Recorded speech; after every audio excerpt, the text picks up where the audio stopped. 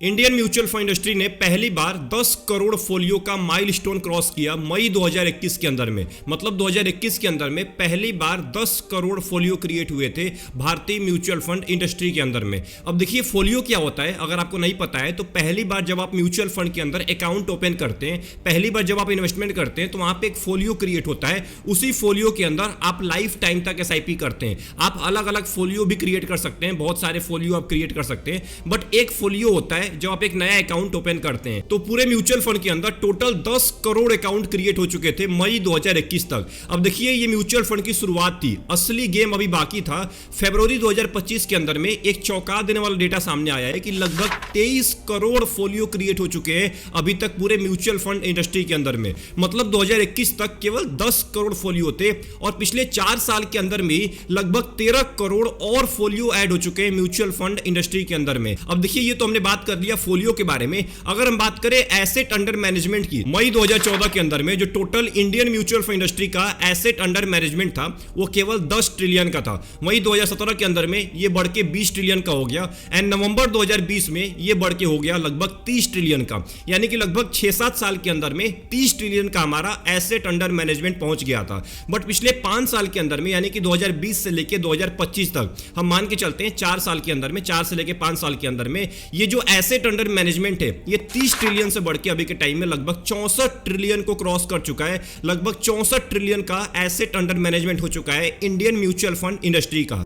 अब यहाँ पे एक बहुत बड़ा सवाल निकल के आ रहा है कि जो काम 2020-21 तक नहीं हो पाया था वो पिछले 4-5 साल के अंदर में कैसे हो गया। जो फोलियो केवल 10 करोड़ था 2021 के अंदर में, वो अभी के टाइम में 23 करोड़ को भी पार कर चुका है। जो एयूएम केवल 30 ट्रिलियन का था अभी के टाइम में वो 64 ट्रिलियन को भी क्रॉस कर चुका है। ये आखिर में हुआ कैसे? इसके पीछे का सबसे बड़ा रीजन है कोविड-19 का लॉकडाउन और कोविड-19 में आने वाला स्टॉक मार्केट का सबसे बड़ा क्रैश। अब देखिए उस टाइम पे क्या हुआ था ना कि लॉकडाउन लगा हुआ था और सभी लोग घर पे थे क्योंकि सभी लोग जॉब नहीं जा रहे थे, सभी लोग कॉलेज नहीं जा रहे थे, तो उस टाइम पे सभी लोग घर पे बैठे हुए थे और उसी टाइम पे स्टॉक मार्केट का एक अच्छा खासा क्रैश आ गया था। लगभग 30% का क्रैश आया हुआ था। उसके बाद मार्केट एक बार तेजी से रिकवरी करना स्टार्ट किया और उस टाइम पे लोगों ने सोचा कि क्यों नहीं स्टॉक मार्केट के अंदर पैसा इन्वेस्ट करते हैं। और स्टॉक मार्केट में पैसा इन्वेस्ट करने का सबसे सिंपल ऑप्शन है म्यूचुअल फंड। म्यूचुअल फंड में अगर आप पैसा इन्वेस्ट करते हैं तो इनडायरेक्टली आपका पैसा स्टॉक मार्केट में ही जाता है। और उस टाइम पे लोगों ने इन्वेस्ट करना स्टार्ट किया और उस टाइम पे वो भी इन्वेस्टर्स आ गए मार्केट के अंदर में जो इमैच्योर थे, जिनको स्टॉक मार्केट के बारे में बिल्कुल भी नॉलेज नहीं था।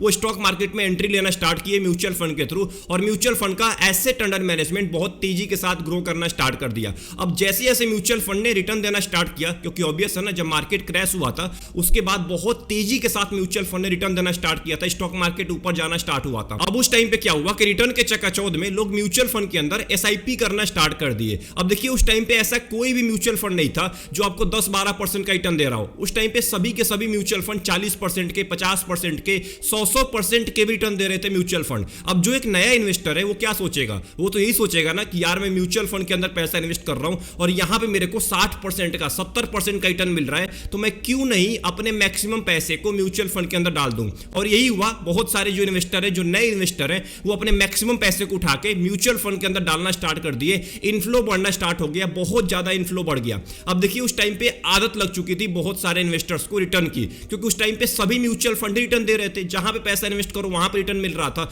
अब इस वजह से ना एक आदत लग चुकी थी। अब जब भी एक आदत लग जाती है ना, और स्पेशली 3-4 साल तक अगर आपको आदत लग जाए किसी चीज की और अगर वो चीज आपसे छीन ली जाए तो आप बहुत ज्यादा गुस्सा हो जाएंगे, आप बहुत ज्यादा डिप्रेस हो जाएंगे, आप बहुत ज्यादा पैनिक हो जाएंगे। और वही हुआ है अभी के टाइम में 2024 और 25 के अंदर में जो मार्केट बिहेव कर रहा है ना, इसको आज तक जो नए इन्वेस्टर्स हैं जो कोविड के बाद पैसा इन्वेस्ट करना स्टार्ट किए वो कभी देखे ही नहीं थे। उनको विश्वास ही नहीं हो रहा है कि मार्केट नीचे भी गिरता है। उनको केवल ऐसा ही लग रहा था कि मार्केट केवल ऊपर जाता है, केवल मेरे को 100% का, 200% का रिटर्न मिलता है। और अभी के टाइम में मार्केट ने अपना बिहेवियर दिखाना स्टार्ट किया है। मार्केट ने आपको यह बताना स्टार्ट किया है कि आखिर में अभी के टाइम में रियल इन्वेस्टर कौन है। अब देखिए जो लोग पैसा इन्वेस्ट करना स्टार्ट किए थे कोविड-19 के बाद, जिनको 50-60% का रिटर्न मिल रहा था, अब उनसे स्टॉक मार्केट ने सारा का सारा रिटर्न छीनना स्टार्ट कर दिया है। और इसका जो रिस्पॉन्स मिला है इन्वेस्टर्स की तरफ से वो कुछ ऐसा रहा है। अगर आप इस डेटा को ध्यान से चेक करेंगे तो दिसंबर 2024 के अंदर में 54 लाख नए SIP स्टार्ट हुए थे और 44 लाख SIP बंद हुए थे। जो SIP का AUM था वो लगभग 13,63,000 करोड़ का था दिसंबर 2024 के अंदर में।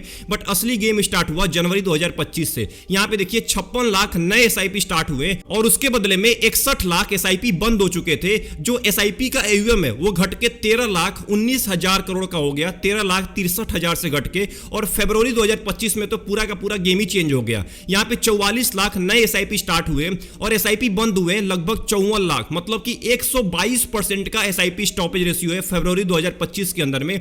और यहां पे जो AUM है वो घट के हो गया 12,37,000 करोड़ का। एंड अगर SIP कंट्रीब्यूशन के बारे में बात करें तो दिसंबर 2024 के अंदर में सबसे ज्यादा इनफ्लो आया हुआ था एक महीने के अंदर में 26,460 करोड़ का। जनवरी 2025 के अंदर में ये घट के 26,400 करोड़ का हो गया। एंड फरवरी 2025 के अंदर में ये घट के 26,000 करोड़ का हो चुका है, यानी कि लगभग 500 करोड़ गायब हो चुका है इनफ्लो के अंदर से। अभी ये तो हमने बात किया SIP स्टॉपेज रेशियो के बारे में। अब अगर बात करें डीमेट अकाउंट की तो दिसंबर 2024 के अंदर में 3.2 मिलियन डीमेट अकाउंट ओपन हुए थे और जनवरी 2025 में केवल 2.8 मिलियन डीमेट अकाउंट ओपन हुए। इसका मतलब डीमेट अकाउंट के अंदर भी आपको डाउनफॉल देखने को मिल रहा है। अब देखिए अभी के टाइम में सेबी के कुछ FNO के ऊपर रेगुलेशन है। अब उस रेगुलेशन के चलते ना बहुत सारे लोग अब नहीं एंटर करना चाहते हैं, बहुत सारे लोग ट्रेडिंग नहीं करना चाहते हैं, क्योंकि मैक्सिमम लोग जो डीमेट अकाउंट ओपन करते हैं वो ट्रेडिंग करने के लिए ही करते हैं। स्टॉक्स खरीदने के लिए बहुत ही कम लोग करते हैं, बट ट्रेडिंग करने के लिए बहुत ज्यादा लोग डीमेट अकाउंट ओपन करते हैं। और सेबी का FNO के ऊपर जब से रेगुलेशंस आना स्टार्ट हुए ना तब से डीमेट अकाउंट के अंदर भी एक डाउनफॉल देखने को मिल रहा है। अब इसी बीच में बहुत सारे म्यूचुअल फंड के फंड मैनेजर ने अपने कैश के होल्डिंग को बढ़ा दिया है। अब देखिए कोई भी म्यूचुअल फंड अगर कैश के होल्डिंग को बढ़ा रहा है इसका मतलब उसके फंड मैनेजर को ऐसा लग रहा है कि अभी के टाइम में मार्केट में गिरावट हो सकती है,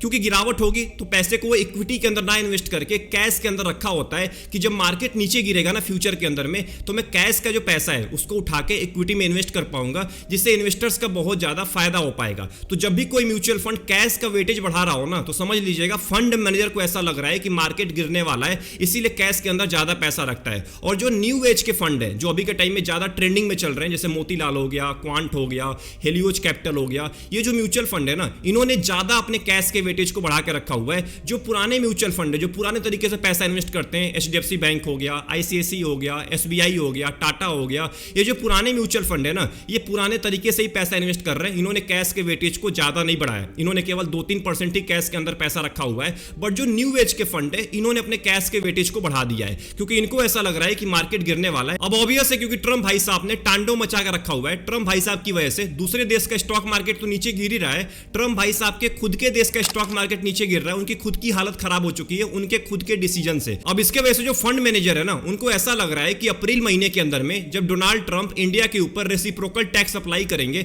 उसके बाद इंडियन स्टॉक मार्केट नीचे गिरने वाला है, इसीलिए अपने कैश के वेटेज को ज्यादा बढ़ा दिया उन्होंने। कैश के अंदर ज्यादा पैसा रखा हुआ है, इक्विटी के अंदर अभी के टाइम में कम पैसा इन्वेस्ट कर रहे हैं, यही सबसे बड़ा रीजन अभी के टाइम में। और दूसरा रीजन बहुत ही नॉर्मल रीजन होता है कैश के अंदर पैसा रखने का, वो है विड्रॉल रिक्वेस्ट को फुलफिल करने का। क्योंकि देखिए फंड मैनेजर भी अभी के टाइम में ये बोल दिए कि उनके ऊपर ज्यादा प्रेशर नहीं आ रहा है, विड्रॉल का ज्यादा प्रेशर नहीं आ रहा है, तो उसके ऊपर आपको ज्यादा टेंशन लेने की कोई भी जरूरत नहीं है। जितना विड्रॉल रिक्वेस्ट आता है उतना पैसा कैश के अंदर किसी भी म्यूचुअल फंड के अंदर होता है, उतना पैसा रखना ही होता है कि मान के चलिए कोई पैनिक सिचुएशन आती है मार्केट के अंदर में, लोग पैसा निकालना स्टार्ट कर दिए, तो उतना पैसा म्यूचुअल फंड हाउस के पास होना चाहिए। अब देखिए इतना भी विड्रॉल रिक्वेस्ट नहीं आ रहा है कि फंड मैनेजर को बहुत ज्यादा दिक्कत होगा, उतना नॉर्मल होता है, उतना फंड मैनेजर के पास पहले से कैश पड़ा होता है। बट अभी के टाइम में जो कैश के अंदर ज्यादा वेटेज बढ़ाया गया है ये केवल इसी रीजन से हुआ है क्योंकि अप्रैल महीने में जो रेसिप्रोकल टैक्स अप्लाई होने वाला है ना, जिसके ऊपर बात चल रही है, इसके वजह से मार्केट नीचे गिर सकता है, इसीलिए कैश के अंदर ज्यादा पैसा रखा गया है कि जब मार्केट नीचे गिरेगा तो कैश वाला पैसा उठा के इक्विटी के अंदर डाला जा सके।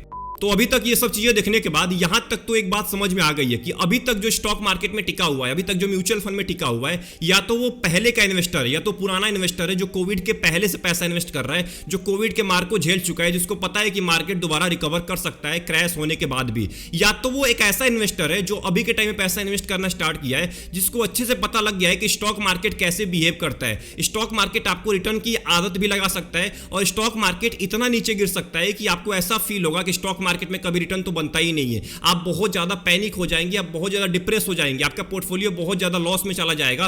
उसके बाद भी अगर आप टिके हुए हैं ना, तो आप एक लंबे टाइम के इन्वेस्टर हैं, आप एक मैच्योर इन्वेस्टर हैं। तो अगर आपका गोल लंबे टाइम का है, लंबे टाइम तक एसआईपी करने के लिए आए हुए हैं, तो अभी के टाइम में जो हो रहा है ना, इससे कोई फर्क नहीं पड़ना चाहिए। और जो अभी के टाइम में पैसा निकाल रहे हैं, जिसके वजह से एसआईपी स्टॉपेज रेशियो बढ़ता जा रहा है, इसको आपको पॉजिटिव वे में लेना है, निगेटिव वे में नहीं लेना है। क्योंकि वो इन्वेस्टर्स हैं जो अभी के टाइम में इमैच्योर हैं, जिनको पता नहीं है कि स्टॉक मार्केट कैसे बिहेव करता है। ये केवल 4 दिन के लिए मार्केट में आए हुए थे और जब इनको रिटर्न नहीं मिल पाया तो मार्केट छोड़ के बाहर जा रहे हैं। इसीलिए मैं बार बार बोलता हूं कि सबसे पहले अपने आप को एजुकेट करिए। सबसे पहले आप समझिए कि आखिर में स्टॉक मार्केट है क्या, म्यूचुअल फंड में कैसे पैसा इन्वेस्ट करना है। स्टॉक मार्केट के पास्ट परफॉर्मेंस को जाके देखिए कि आखिर में जब क्रैश आया था, जब बड़ा क्रैश आया था 2008 का, 2019-20 का क्रैश आया था, उस टाइम पे कितना मार्केट नीचे गिरा था और कब से रिकवर करना स्टार्ट किया। ये सब चीजें आपको देखनी पड़ती हैं, आपको एजुकेशन लेना पड़ता है, आपका रिस्क एपेटाइट ज्यादा होना चाहिए, तब आपको स्टॉक मार्केट में एंट्री लेना है। नहीं तो आपके लिए स्टॉक मार्केट नहीं बना हुआ है अगर आप 4 दिन के लिए, 5 दिन के लिए या 4-5 महीने के लिए पैसा इन्वेस्ट करने के लिए आ रहे हैं। तो आई होप आपको ये पूरी वीडियो पसंद आई होगी। इस पूरे वीडियो को बनाने का केवल मेरा एक सिंपल मोटिव था